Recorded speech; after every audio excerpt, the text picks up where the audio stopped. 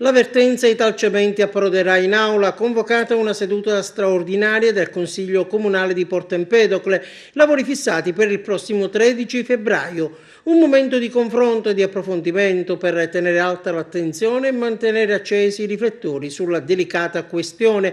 A radunare l'assise cittadina assieme all'amministrazione attiva e ai rappresentanti del mondo istituzionale e politico regionale ci ha pensato la presidente Marilu Caci, la quale attraverso una nota sottolinea: l'Italcementi ha da sempre rappresentato per il territorio una grande risorsa in termini occupazionali. Purtroppo però, come è noto, l'azienda ha drasticamente ridotto l'operatività dell'impianto empedoclino.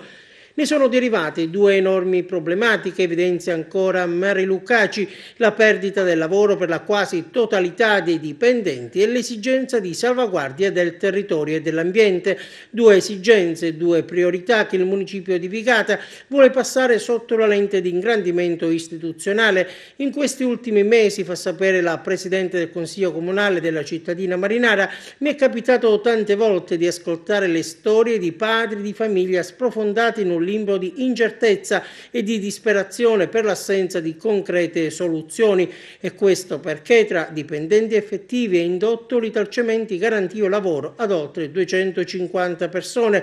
L'impianto continua ad essere ancora parzialmente attivo ed include nel proprio ciclo produttivo adesso solo 20 unità. La mancanza di una totale chiusura è sicuramente un auspicio per il futuro, sono ancora le parole di Marilu Caci, che confida nella ripresa del mercato, condizione indispensabile per favorire il rilancio dello stabilimento.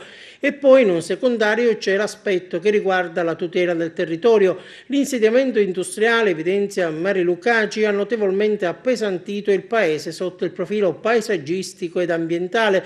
Riteniamo che questa comunità, i lavoratori, le rappresentanze istituzionali e politiche del territorio debbano conoscere nello specifico, conclude la Presidente del Consiglio Comunale di Porto Empedocle, la destinazione che l'azienda intenderà dare ai 700 ettari che occupa sul territorio.